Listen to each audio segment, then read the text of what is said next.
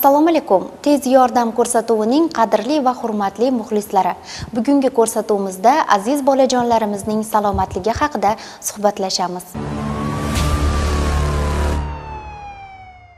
Bolalarni qanday asrash kerak va qanday xatolarni qilmaslik kerak? Shu kabi savollar bilan pediatr shifokor Bekzodjon Valiyevga yuzlanamiz. Assalomu alaykum. Assalomu alaykum, xush kelibsizlar. Ota-onalar bola parvarishida eng ko'p qaysi xatolarga yo'l qo'yishadi? Hozirgi kunda ota-onalar, ayniqsa bizning sharoitimizda qish kelganda bolalarni qalin kiyintirib yuborishadi, o'rab turishadi. Ayniqsa yosh chaqaloqlarga bu ziyon ta'sir qiladi. Sababi qancha o'ragan sari ko'p terlaydi.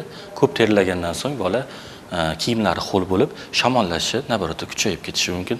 Bundan tashqari noto'g'ri ovqatlantirishadi. Fast foodga o'xshagan ovqatlarni noto'g'ri berishadi bog'cha yoshidagi bolalarga. Bundan tashqari telefon, gadjetlarga bog'lanib qoladi. Ya'ni bola tinch tursa bo'ldi deb har xil multfilmlar, boshqalar. Undan ko'ra bolani bilan o'ynagan ma'qul.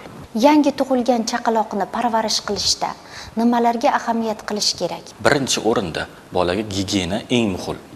Chunki bolani to'g'ri parvarish qilish, ona tomonidan bolaga yaqinlashayotganda qo'llari hamisha iliq holatda va toza holatda, kiyimlarini ozoda saqlash va tagliklari hozirgi kunda ko'pchilik pampers ishlatadi, tez-tez almashtirib turish. Bundan tashqari issiqlik eng muhim narsa hisoblanadi. Ikkinchi o'rinda turadi. Yangi tug'ilgan chaqaloqlar normal holatda tug'ilgan bo'lsa, o'rtacha 25 gradusda xona temperaturasi, agar muddatidan oldin yoki chala tug'ilgan chaqaloqlar bo'lsa, xona harorati 28 gradus doimiy bo'lishi kerak. Bola o'sib borgan sari graduslarni pasaytirish mumkin. 20 dan 25 gradusgacha normal hisoblanadi bu. Undan tashqari bolada to'g'ri ovqatlantirish juda muhim ahamiyatga ega. Hozirgi kunda ko'pchilik sun'iy ovqatlarga o'tib ketgan, imkon boricha eng ideal ovqat bu ona suti hisoblanadi. Ona sutini keyin ba'zi bir onalarimiz yo'l qo'yayotgan xatolardan yana biri ma'lum bir vaqtda ovqatlantiraman bo'ldi deydi. Yo'q, bolani hozirgi kundagi talabiga qarab ovqatlantirish eng ma'qul ish. O'zi bolaning immunitetini kuchaytirish uchun nima qilish kerak? Yaxshi savol berdingiz. Immunitetni kuchaytirish uchun to'g'ri ovqatlantirish, ya'ni vitaminga boy bo'lgan oziqalarni to'g'ri berish, o'z vaqtida toza havoda sayr qildirish. Agar muntazam ravishda toza havoda sayr qilsa, bola o'zi avtomatik ravishda immuniteti yuqori bo'ladi, toza havoda nafas olganligi uchun. Bundan tashqari bog'cha yoshidan o'tgandan so'ng maktab yoshidagi bolalarni sport bilan shug'ullantirgan ma'qul. Tana o'zi chiniqadi. Eng ma'qul yo'li agar suzishga ruxsat bo'ladigan bo'lsa, qanaqadir to'siqlar bo'lmasa, suzish bilan shug'ullantirilgan yaxshi. Bola shamolladi deganda darhol dori berish to'g'rimi? Shamollash bu keng tushunchali narsa. Agar bolada yallig'lanish belgilari, ya'ni tumov, boshqa narsalar nazarda tutayotgan bo'lsangiz, darhol berish noto'g'ri. Sababi ko'p holatlarda o'rtacha shamollagan bolalarning 30% ga hech qanday preparatlar shart emas. Oddiygina suyuqlikni o'z miqdorida berish, issiqlikni to'g'ri ta'minlash, vaqtida ovqatlantirish bu o'sha shamollash dastlabki belgilarida immunitet o'zi kasallikni yengishga yetadi. Bundan tashqari ramashga, shipovnik har xil damlamalardan berib, bolani nazorat qilib boshqa joylarga olib chiqmasdan, boshqa kasal bolalarni oldiga qo'shmasdan yoki bog'cha, maktabdan 1-2 kun saqlaydigan bo'lsak, bolalarning o'zi to'liq immunitet hosil qilib, bu kasallikni yengib Qaysi holatlarda shifokorga tezda murojaat qilgan yaxshi? Shifokorga darhol murojaat qiladigan holatlar bir nechta. Eng ko'p uchraydiganlar men sizga aytaman.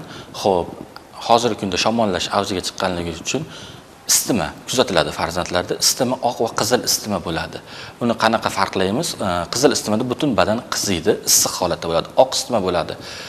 Tanani pastki qismlari, qo'l, oyoq uchlari muzdek bo'ladi. Bu holatda darhol shifokorga murojaat qilish kerak. Bundan tashqari bolada agar qayd qilish fantandek kuzatilayotgan bo'lsa, darhol shifokorga murojaat qilish kerak.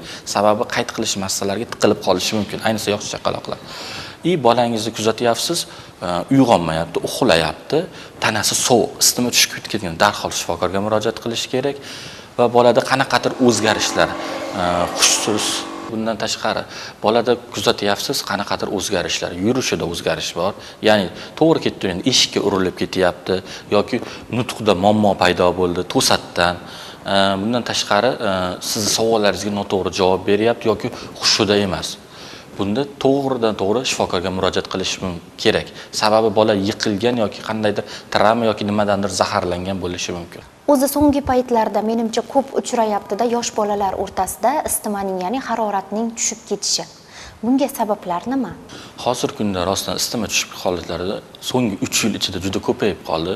Buning sababi har qanday narsa rivojlanadi. Hatto infeksiyalar ham, virusli infeksiyalarning shtammlari yangichalandi va organizmga ko'pchilik bolalarda onalarda kislorod tanqisligida tug'ilganligi uchun bolalar immunitet to'liq shakllanmagan va bu bolalarda virusli infeksiyalar natijasida bosh miyada ba'zan o'zgarishlar bo'lyapti.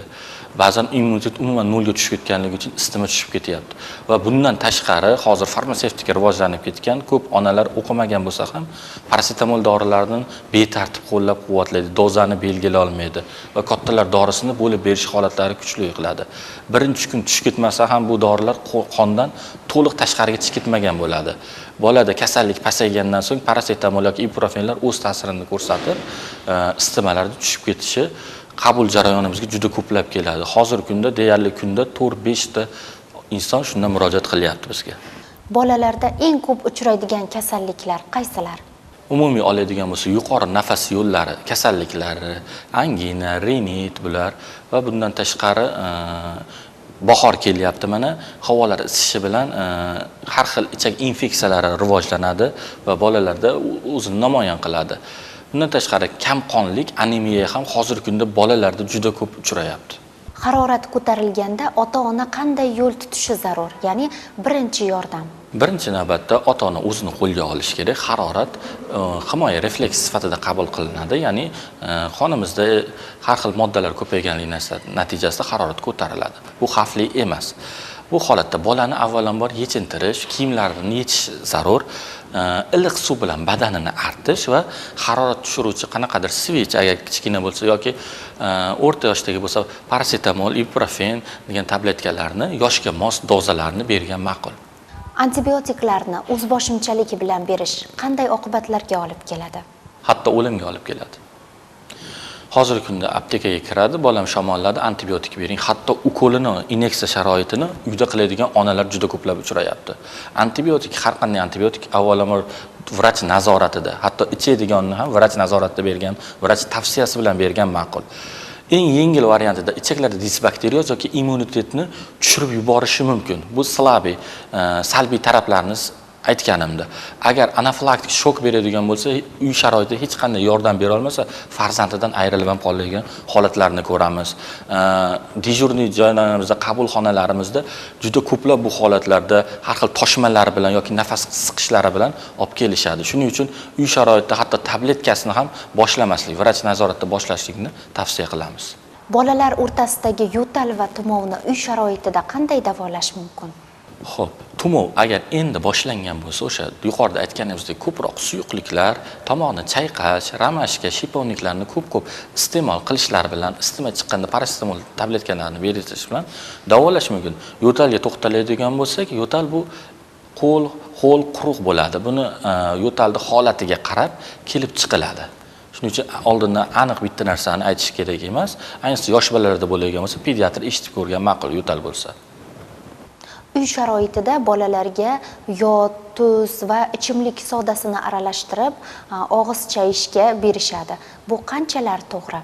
Agar holat shunga olib kelgan bo'lsa, tomoqda qanaqadir yiringlash jarayonlari kechgan bo'lsa, pediatr yoki lor tomonidan tavsiya qilingan bo'lsa, unda chayqash mumkin. Sababi ko'pchilik tomoq spreylarining tarkibi ham yod yoki ba'zilar furatselinga chayqaydi.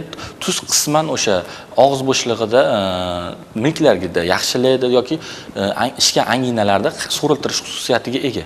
Lekin har qanday aralashmalikda chayqatmoqchimisiz, albatta kimnidir tavsiyasi va tajribasidan foydalanganingiz ma'qul. Vitaminlar o'zi haqiqatdan kerakmi yo bu shunchaki reklamami? Reklama va kerak. Chunki bizning sharoitimizda agar to'g'ri ovqatlantirishga amal qilgan onalar bo'lsa, farzandlariga berish shart emas. Vitaminning zaruriyati vrach tomonidan tavsiya qilinadi. Sababi terida o'zgarishlar bo'lsa, qanaqadir kalsiy yetishmovchiligi bolada o'zgarishlar, o'sish, rivojlanishda orqada qolib, ayni bitta vitaminga qaramlik yoki o'sha vitamin yetishmovchiligi aniqlansagina berish kerak. Lekin bizning sharoitimizda yodli vitaminlarda vrach tavsiyasi bersa bo'ladi. Qolganlarini agar bolada o'sish, rivojlanish to'liq ketayotgan bo'lsa, berish ma'qul emas. Yoz kelganda mevalarni ko'proq o'z vaqtida har bitta mevani berib borish bu bolani tabiiy vitamin